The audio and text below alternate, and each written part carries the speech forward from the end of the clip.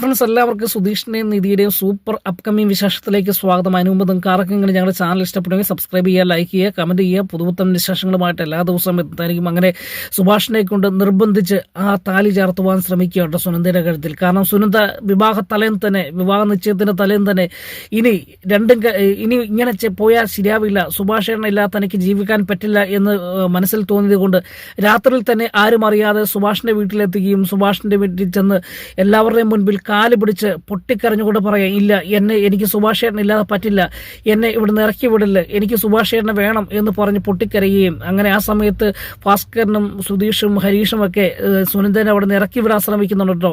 കാരണം ഒരു പ്രാവശ്യമല്ല, 2 പ്രാവശ്യമല്ല, ഒരുപാട് തവണ സുനന്ദ കബളിപ്പിച്ചത് കൊണ്ട് തന്നെ ഇതൊരു കബളിപ്പീരാണെന്നും അല്ലെങ്കിൽ തൻ്റെ വീട്ടുകാർ വരുമ്പോൾ വീണ്ടും നമ്മളെ പറ്റിച്ച് ചതിച്ച് ഇവൾ പോകുമെന്നും പറഞ്ഞ് സുനന്ദനെ അവിടെ നിന്ന് ഇറക്കി വിടാൻ ശ്രമിക്കുമ്പോൾ സുനന്ദ അവിടെ നിന്ന് പൊട്ടിക്കര. ഇതുവരെ എടുത്ത തീരുമാനം പോലെയല്ല സുനന്ദ, രണ്ടും കൽപ്പിച്ചാണ് വന്നിരിക്കുന്നത്. സുഭാഷേട്ടനില്ലാതെ സുഭാഷേട്ടൻ്റെ കൂടെ ജീവിക്കണം എന്നൊരു നിർബന്ധത്തോടു കൂടി വന്ന സുനന്ദ അവിടെ കിടന്ന് പൊട്ടിക്കരയും. അങ്ങനെ ഭാസ്കറിന്റെ കാൽക്കൽ വീണ്, മാമ എന്നെ പറഞ്ഞു വിടല്, എനിക്ക് സുഭാഷേട്ടനില്ലാതെ പറ്റില്ല, എന്നെ ഇവിടുന്ന് പറഞ്ഞു വിട്ടാൽ ഞാൻ ആത്മഹത്യ ചെയ്യുമെന്ന് ഭീഷണിപ്പെടുത്തുകയും അങ്ങനെ ആ നിലത്തിരുന്ന് പൊട്ടിക്കരയുന്ന സുനന്ദനെയാണ് വരും ദിവസത്തെ എപ്പിസോഡിൽ കാണുന്നത്. അങ്ങനെ എല്ലാവർക്കും മനസ്സിലായി സുനന്ദയുടെ ഇന്നത്തെ ഈ വരവ് രണ്ടും കൽപ്പിച്ചാണ്. സുഭാഷ് ഇല്ലാതെ തനിക്ക് ജീവിക്കാൻ കഴിയില്ല, അല്ലെങ്കിൽ തൻ്റെ വീട്ടുകാരെ ഉപേക്ഷിച്ചാണ് സുനന്ദ വന്നിരിക്കുന്നത് എന്ന് മനസ്സിലാക്കി എല്ലാവരും കൂടെ സുനന്ദയെ കഴുത്തിൽ സുഭാഷിനെ കൊണ്ട് നിർബന്ധിച്ച് താലി കെട്ടിക്കുകയാണ്. അപ്പോൾ സുഭാഷിന് താലി കെട്ടുവാൻ താല്പര്യമില്ല. കാരണം ഈ വിവാഹം കഴിഞ്ഞു കഴിഞ്ഞാൽ അല്ലെങ്കിൽ താലി കെട്ടിക്കഴിഞ്ഞാലുള്ള പ്രശ്നങ്ങൾ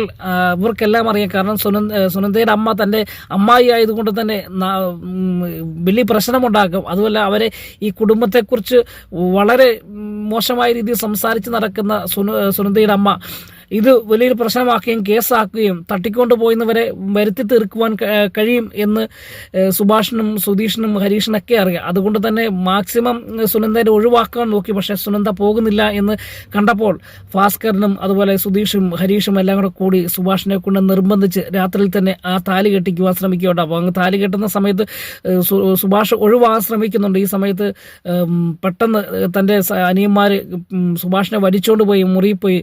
മുൻപ് വിവാഹത്തിന് വേണ്ടി തയ്യാറായ സമയത്ത് മേടിച്ച ഷർട്ടും മുണ്ടുമൊക്കെ ഉണ്ട്, അതെല്ലാം പെട്ടെന്ന് വേഗത്തിൽ നിർബന്ധിച്ചിടിയിപ്പിക്കുകയും അല്ലെങ്കിൽ അവർ തന്നെ ഇട്ടുകൊടുക്കുകയും അങ്ങനെ ഈ സമയത്ത് സുഭാഷിൻ്റെ അച്ഛൻ ഭാസ്കരൻ ഹാളിൽ വിളക്ക് കത്തിക്കുകയും അങ്ങനെ അവിടെ വെച്ച് സുഭാഷ് സുനന്ദയുടെ കഴുത്തിൽ താലി ചാർത്തുവാൻ തുടങ്ങുക കേട്ടോ. ഈ സമയത്ത് സുധീഷാണ് താലി കൊണ്ടു കൊടുക്കുന്നത്. കാരണം മുൻപ് കല്യാണത്തിന് വേണ്ടി മേടിച്ച് വെച്ച താലിമാല സുധീഷ് എടുത്ത് കാത്തു വെച്ചിട്ടുണ്ടായിരുന്നു. ഈ സമയത്ത് താലിക്ക് എവിടെ പോകുമെന്നിങ്ങനെ ചിന്തിച്ചുകൊണ്ടിരുന്നപ്പോഴാണ് സുധീഷ് പറഞ്ഞത്, വേണ്ട, അതിനുള്ള പരിഹാരം എൻ്റെ കയ്യിലുണ്ട് എന്ന് പറഞ്ഞ് അകത്ത് പോയി താലിമാല എടുത്തുകൊണ്ട് വരുന്നത്. അങ്ങനെ താലിമാല എടുത്തുകൊണ്ട് സുഭാഷ് ചേട്ടൻ്റെ കയ്യിലേക്ക് നീട്ടി കൊടുക്കുമ്പം ഭാസ്കരൻ പറയാം, ആരാ, ഞാനിവിടെ മൂത്തൊരാൾ ഇവിടെ ഇല്ലേ, മുതിർന്നവൻ കാരണവരായിട്ട് ഒരാളില്ലേ, ഞാൻ കൊടുക്കാമെന്ന് പറഞ്ഞ് ആ താലിമാല സുധീഷിൻ്റെ കയ്യിൽ നിന്ന് മേടിച്ച് സുഭാഷിൻ്റെ കയ്യിലേക്ക് ഭാസ്കരൻ എടുത്ത് കൊടുക്കുകയാണോ. അങ്ങനെ മനസ്സോടു കൂടിയാണെങ്കിലും സുഭാഷ് ആ സുനന്ദയുടെ കഴുത്തിലേക്ക് താലി ചാർത്തുന്ന സമയത്ത് പുറത്ത് ശബ്ദമുണ്ടാകുകയാണ്. അല്ലെങ്കിൽ കഥകിൻ്റെ ആരോ ചവിട്ടുന്ന ശബ്ദം കേൾക്കുകയും പെട്ടെന്നല്ല അവർ ഞെട്ടിത്തിരിഞ്ഞ് നോക്കുമ്പോൾ കഥക് ചവിട്ടി തുറന്നതാണ് ഭാസ്കരനല്ല, നമ്മുടെ സുനന്ദയുടെ അച്ഛനും അമ്മയും അകത്തേക്ക് പാഞ്ഞു വരുന്ന ഒരു കാഴ്ചയാണ് കണ്ടത്. അപ്പോൾ എല്ലാവരും ഞെട്ടിപ്പോവുകയാണ്.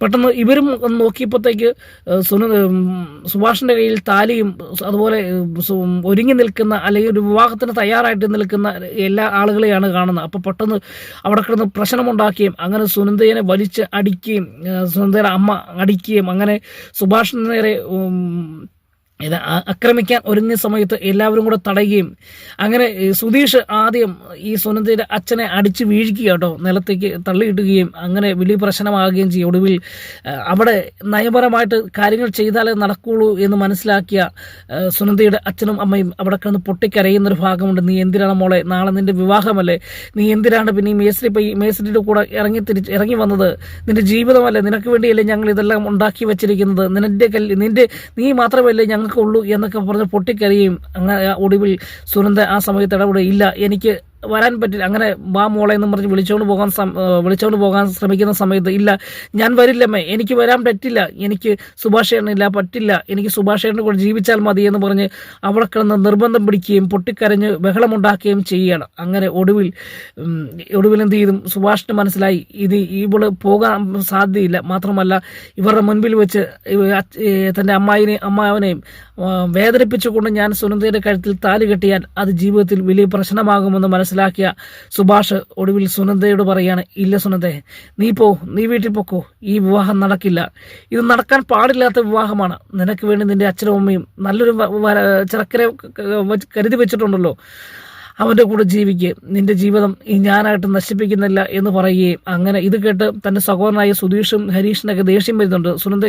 സുനന്ദയല്ല നിധിക്കൊക്കെ ദേഷ്യം വരുന്നുണ്ട് കേട്ടോ. കാരണം എല്ലാം വിവാഹം കഴിക്കുവാൻ അന്തിമ നിമിഷത്തിൽ പോലും സുഭാഷിൻ്റെ മനസ്സ് നിധി ഓർക്കുന്നുണ്ട്. കാരണം ആരെയും കരയിപ്പിക്കാതെ, ആരെയും സങ്കടപ്പെടുത്താതെ, സങ്കടമെല്ലാം സ്വയമായി ഏറ്റുകൊണ്ട് ഒരു ത്യാഗം ചെയ്യുന്ന സുഭാഷിനെയാണ് കാണുന്നത്. ഒടുവിൽ സുഭാഷ് പറയുകയാണ് ഈ വിവാഹം നടക്കില്ല എന്ന് പറഞ്ഞ് അകത്തേക്ക് പോവുകയും ഒടുവിൽ സുനന്ദയ്ക്ക് മനസ്സിലായി സുഭാഷ് ചേട്ടൻ തൻ്റെ കഴുത്തിൽ താലി കെട്ടില്ല എന്ന് മനസ്സിലാക്കി ഒടുവിൽ നിറകണ്ണങ്ങളുമായി ആ പടി സുനന്ദ ഇറങ്ങിയാണ്. ഒടുവിൽ അതിന് ശേഷം കാണുന്ന സുനന്ദയുടെ വിവാഹമാണ്. സുനന്ദ വിവാഹം തൻ്റെ അച്ഛനും അമ്മയും ആലോചിച്ചതുപോലെ തന്നെ ആ ചെറുക്കനുമായിട്ട് വിവാഹം നടത്തുകയും അങ്ങനെ ഇതെല്ലാം കണ്ട് സങ്കടത്തോട് കൂടി നിൽക്കുന്ന സുഭാഷിനെയൊക്കെയാണ് വരും ദിവസത്തെ എപ്പിസോഡിൽ കാണാൻ പോകുന്നത്.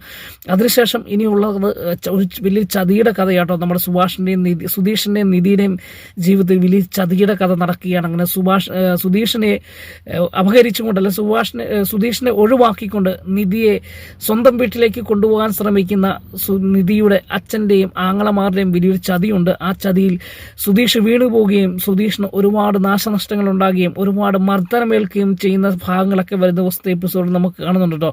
അങ്ങനെ എന്തായാലും അതിന് നമ്മുടെ സുഭാഷിൻ്റെ വളരെ ദയനീയമാകുന്ന അവസ്ഥകളൊക്കെ നമ്മൾ വരുന്ന ദിവസത്തെ കാണാൻ പോവുകയാണ്. കാരണം സുനന്ദ വിവാഹം കഴിച്ച് പോയതിനു ശേഷം സുഭാഷിൻ്റെ ജീവിതത്തിൽ വലിയൊരു ശൂന്യതയുണ്ടാകുകയും പഴയ പോലെ കളിയും ചിരിയും തമാശകളൊന്നും ഇല്ലാതെ ജോലിക്ക് പോകുമ്പോൾ പോലും വളരെ സങ്കടത്തോടു കൂടി പോകുന്ന സുഭാഷിനെയാണ് കാണുന്നത്. അതിനിടയിലാണ് നമ്മുടെ നിധിക്ക് വേണ്ടി ഒരു സർപ്രൈസ് വരുന്നത്. കാരണം വേറെ ആരുമല്ല, നമ്മുടെ നിധിയുടെ അച്ഛൻ ആ വീട്ടിലേക്ക് നിധിയെ അന്വേഷിച്ച് വരികയാണ്. അതൊരു വലിയൊരു ചതിയാണ്. കാരണം നിധിയെ എങ്ങനെയെങ്കിലും നിധിയുടെ വീട്ടുകാരെയും സുധീഷിനെയും തനിക്ക് ഇഷ്ടപ്പെട്ടു എന്ന് വരുത്തി തീർക്കുവാൻ വേണ്ടി അങ്ങനെ നിധിയെ അവിടുന്ന് കൊണ്ടുപോകുക എന്നൊറ്റ ലക്ഷ്യത്തോടു കൂടിയാണ് നിധിയുടെ അച്ഛൻ വരുന്നത് കേട്ടോ. അങ്ങനെ നിധിയുടെ വീട്ടിലെത്തിയ തൻ്റെ അച്ഛനെ കണ്ട് നിധി ഞെട്ടിപ്പോവുകയാണ്. കാരണം ഒരിക്കലും നടക്കില്ല എന്ന് വിചാരിച്ച ഒരു സംഭവമാണ് നടക്കുന്നത്. കാരണം അത്രയും ചെറിയൊരു ചെറ്റക്കുടിലേക്ക് തന്നെ തേടി എത്തിയിരിക്കുന്നതാണോ അതോ തന്നെ ഭീഷണിപ്പെടുത്തുവാൻ വന്നതാണോ എന്നൊക്കെ ചിന്തിച്ചു ഇരിക്കുന്ന സമയത്താണ് നിധി ഓടിച്ചെന്ന് അച്ഛാ എന്ന് പറഞ്ഞ് വിളിക്കുമ്പോൾ ഇതുവരെയും ഇല്ലാത്ത ദേശീയ ഭാഗങ്ങളൊക്കെ മാറ്റി സൗമ്യമായ രീതി, മോളെ എന്നാണ്ട്, നിനക്ക് സുഖമാണോ, നീ ഇവിടെയാണോ താമസിക്കുന്നത് എന്ന് ചോദിച്ച് വളരെ സങ്കടപ്പെട്ട് രാജീവൻ നിധിയുടെ മുൻപിൽ ഒരു അഭിനയം നടത്തി കേട്ടോ. ഒടുവിൽ പറയുകയാണ്, അതെ അച്ഛൻ ഞാനിവിടെയാണ്, ഇതാണ് ഞങ്ങളുടെ വീടെന്നൊക്കെ പറയുമ്പോൾ, മോളെ നീ എങ്ങനെ ജീവിച്ചതാണ്, നീ ഇത് കൊട്ടാരത്തിൽ ജീവിച്ചതല്ലേ, ഇത്രയും ചെറിയ ഈ ചിറ്റക്കൂടിനാണോ അകത്താണോ ഇപ്പോൾ താമസിക്കുന്നത്, നിന്റെ അവസ്ഥ വളരെ കഷ്ടമാണല്ലോ മോളെ എന്ന് പറഞ്ഞ് നിധിയോട് സങ്കടപ്പെടുകയാട്ടോ നമ്മുടെ നിധിയുടെ അച്ഛൻ രാജീവ്. ഈ സമയത്ത് അച്ഛാ സാറേ അതൊന്നും കുഴപ്പമില്ല സാറേ, അച്ഛാ ഇവിടെ എനിക്ക് സുഖമാണ് എന്ന് പറഞ്ഞ് അച്ഛനെ വന്നത് എന്ന് ചോദിക്കുമ്പം മോളെ കാണാൻ വന്നതാണ്. എത്ര നാളാ മോളെ ഞാൻ നിന്നെ കാണാതിരിക്കുന്നത്, ദേഷ്യവും പകയൊക്കെ മനസ്സിലുണ്ടാകും, പക്ഷെങ്കിൽ ഞാൻ നിന്റെ അച്ഛനല്ലേ, നീ എൻ്റെ മോളും അല്ലേ, എനിക്ക് നിന്നെ മറക്കാൻ പറ്റുമോ, നിന്റെ അവസ്ഥയൊക്കെ എനിക്ക് കാണുമ്പോൾ സങ്കടമുണ്ട് മോളെ എന്ന് പറഞ്ഞ് അവിടെ നിന്നൊരു സങ്കടം പ്രകടിപ്പിക്കുകയും ഇതിനിടയിൽ സുഭാഷും ഒക്കെ ഓടി വന്ന് ഇദ്ദേഹത്തെ ക്ഷണിക്കുകയാണ്. സുഭാഷിന് എല്ലാവരും സ്നേഹവും ബഹുമാനം മാത്രമാണല്ലോ. സുഭാഷിനെ ഈ സമയത്ത് നിധി പരിചയപ്പെടുത്തുക, ഇതാണ് സുഭാഷ് ചേട്ടൻ, ഈ വീട്ടിലെ മൂത്ത ചേട്ടനാണ് എന്ന് പറയുകയും ഈ സമയത്ത് സുഭാഷ് ബാസാറെ അകത്ത് കയറി വരാൻ പറയുകയും അപ്പോൾ ആ സമയത്ത് അകത്തേക്ക് കയറാൻ വിളിക്കുമ്പോൾ പോലും ആ വീട്ടിലേക്ക് കയറാൻ യാതൊരു മടിയും കാണിക്കാതെ രാജീവ് അകത്തേക്ക് കയറി. അങ്ങനെ അകത്ത് വന്ന് ആ സാധാ വീട്ടിൽ അകത്ത് കയറി കസാരയിൽ ഇരിക്കുകയും ഇരുന്ന് ആ വീടിനെക്കുറിച്ചൊക്കെ വീടൊക്കെ ഇങ്ങനെ അരിച്ചു പറക്കി നോക്കുകയാട്ടോ. ഈ സമയത്ത് നിധിക്കൊരു സങ്കടമുണ്ട്. കാരണം ഇത്രയും ചെറിയ വീട്ടിലേക്ക് രാജകൊട്ടാരം പോലെ ഒരു വീട്ടിൽ താമസിച്ച തൻ്റെ അച്ഛൻ വരികയും അവിടെ ഇരുന്ന് ഈ വീടൊക്കെ കാണുകയും ചെയ്തപ്പോൾ തനിക്ക് ഒരു നാണമുണ്ടാകുകയും അല്ലെങ്കിൽ തനിക്ക് എന്തോ പോലെയൊക്കെ തോന്നുന്ന സമയമുണ്ട്. ഈ സമയത്ത് പെട്ടെന്ന് സുഭാഷ് പോയി കാപ്പി ഉണ്ടാക്കുകട്ടെ, കടുകാപ്പി അല്ലെങ്കിൽ ചായ ഉണ്ടാക്കി ഈ രാജീവൻ്റെ മുൻപിൽ കൊണ്ടു കൊടുക്കുമ്പോൾ അത് യാതൊരു മടിയും കൂടാതെ രാജീവൻ കുടിച്ചിട്ട് വിശേഷങ്ങളൊക്കെ ചോദിക്കുകയാണ്. വിശേഷങ്ങൾ ചോദിച്ച് അങ്ങനെ ഈ സമയത്ത് പെട്ടെന്ന് നമ്മുടെ നികേഷ് സുധീഷിനെ വിളിച്ച് കാര്യങ്ങൾ പറയുന്നുണ്ട്. ഏട്ടാ, ഇതുപോലെ ചെടുത്തിയുടെ അച്ഛൻ വന്നിട്ടുണ്ട്, ഇങ്ങോട്ട് വന്നിട്ടുണ്ട് എന്ന് പറയും. അപ്പോൾ സുധീഷ് പെട്ടെന്ന് അന്തിച്ചു പോവുക. കാരണം ഒരിക്കലും നടക്കില്ല എന്ന് കരുതിയ കാര്യമാണ്. നിധിയുടെ അച്ഛൻ നമ്മുടെ വീട്ടിൽ വന്നു എന്ന് ചോദിക്കുക. അന്നേരം പറഞ്ഞാൽ അതേ വന്ന് ഏട്ടത്തിയുമായിട്ട് സംസാരിക്കുക, വളരെ സന്തോഷത്തിലാണ് എന്ന് പറയുകയാണ്. അപ്പോൾ ഇതെല്ലാം വലിയൊരു അത്ഭുതമായിട്ട് അവർക്ക് തോന്നുകയും അതിനുശേഷം നിധിയുടെ അച്ഛൻ പോകാൻ നേരത്ത് അവിടുന്ന് ആഹാരമൊക്കെ കഴിക്കുന്നുണ്ടല്ലോ. സുഭാഷ് ഉണ്ടാക്കി കൊടുത്ത ആഹാരമൊക്കെ ഇദ്ദേഹം കഴിച്ച് വളരെ സന്തോഷത്തോടു കൂടി മോക്ക് എന്തായാലും സംഭവിച്ചു പോയി, നടക്കാനുള്ള കാര്യം നടന്നു, ഇനി നമുക്ക് അതിനെക്കുറിച്ച് ചിന്തിച്ചിട്ട് കാര്യമില്ല, ഇവരുടെ ജീവിതമാണ് നമുക്ക് പ്രധാനമെന്ന് പറഞ്ഞ് രാജീവ് ഒരു നിർദ്ദേശമൊക്കെ സുഭാഷിന് കൊടുക്കുക. അപ്പം സുഭാഷിനും വളരെ സന്തോഷമായി. കാരണം തൻ്റെ നിധിയുടെ അച്ഛൻ വന്നല്ലോ, എല്ലാത്തിനും ഒരു പരിഹാരമായല്ലോ എന്നൊക്കെ ഇങ്ങനെ ചിന്തിച്ച് നിൽക്കുന്ന സമയത്ത് യാത്ര പറഞ്ഞ് ഇറങ്ങാൻ നേരത്ത് ഈ രാജീവൻ പറയുകയാണ്, സുഭാഷിനോട് പറയുകയാണ്, ഒരു കാര്യം ചെയ്യാമോ, എൻ്റെ മോളെ ഇവിടുന്ന് ഞാൻ ഒരാഴ്ചത്തേക്ക് വീട്ടിലേക്ക് കൊണ്ടുപോകട്ടെ എന്ന് ചോദിക്കുക കേട്ടോ. അപ്പോൾ പെട്ടെന്ന് സുഭാഷ് ഞെട്ടിപ്പോവുകയാണ്. അപ്പം മോളെ കൊണ്ടുപോകാൻ വേണ്ടി തന്നെയാണോ വന്നത് എന്നൊരു തോന്നലുണ്ടാക്കി. ഈ സമയത്ത് നിധിയുടെ അച്ഛൻ പറയാണ്, എൻ്റെ മോളെ മാത്രമല്ല സുധീഷിനെ കൂടെ കൊണ്ടുപോകാനാണ് ഞാൻ വന്നത്. അവർ കുറച്ച് ദിവസം എൻ്റെ വീട്ടിൽ വന്ന് താമസിക്കട്ടെ, അവരെ എല്ലാവരും ഒന്ന് കാണട്ടെ, പരിചയപ്പെടട്ടെ. എന്തായാലും സംഭവിച്ചു പോയി, നടക്കാൻ പാടില്ലാത്തതാണ് നടന്നത്. പക്ഷെങ്കിൽ അവർ തിരഞ്ഞെടുത്ത ജീവിതം ഇതാണെങ്കിൽ, അവരുടെ സന്തോഷം ഇതാണെങ്കിൽ അവരുടെ സന്തോഷത്തിലല്ലേ നമ്മൾ നിൽക്കേണ്ടത്.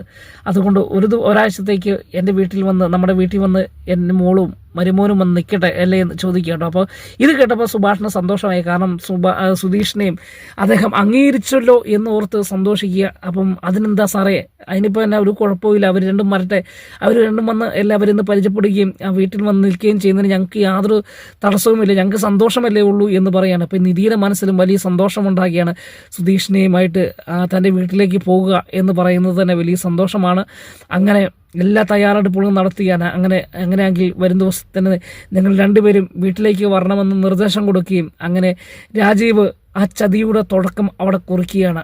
സൗമ്യമായി നിന്ന് അല്ലെങ്കിൽ നിഷ്കളങ്കരായിട്ട് നിന്ന് നിധിയെയും സുധീഷിനെയും തൻ്റെ വീട്ടിലേക്ക് കൊണ്ടുപോയതിന് ശേഷം സുധീഷിനെ എങ്ങനെയെങ്കിലും അപഹരിക്കുക, അതിനുശേഷം നിധിയെ സ്വന്തമാക്കുക, നിധിയെ വീട്ടിൽ തന്നെ പൂട്ടിയിടുക എന്ന ലക്ഷ്യവുമായിട്ട് വലിയൊരു കാപട്യം നിറഞ്ഞ ഒരു അഭിനയമായിട്ടാണ് ഈ രാജീവൻ വന്നത്. എന്നാൽ ഇതൊന്നും നിധിയും സുഭാഷും ഒന്നും അറിയാതെ ഇവരുടെ രാജീവൻ്റെ ചതിക്കുഴിയിലേക്ക് വീഴുന്ന ഒരു ഭാഗങ്ങളൊക്കെയാണ് വരും ദിവസത്തെ എപ്പിസോഡ് നമ്മൾ കാണാൻ പോകുന്നത്. അപ്പം എല്ലാ ദിവസവും നമ്മൾ അപ്കമിങ് വിശേഷം ഇടുന്നുണ്ട്. അപ്പോൾ ഇതൊക്കെ ഇത്രയും വേഗം നടക്കുന്നതല്ല, അല്ലെങ്കിൽ ഈ ആഴ്ചയോ അടുത്ത ആഴ്ചയോ സംഭവിക്കുന്ന കഥകളാണ്. അപ്പോൾ തീർച്ചയായിട്ടും ഞങ്ങളുടെ ചാനൽ അപ്കമിങ് വിശേഷം ഇഷ്ടപ്പെടുമെങ്കിൽ സബ്സ്ക്രൈബ് ചെയ്യുക, ലൈക്ക് ചെയ്യുക, കമൻറ്റ് ചെയ്യുക. വീണ്ടും കാണും വരെ എല്ലാവർക്കും ഗുഡ് ബൈ.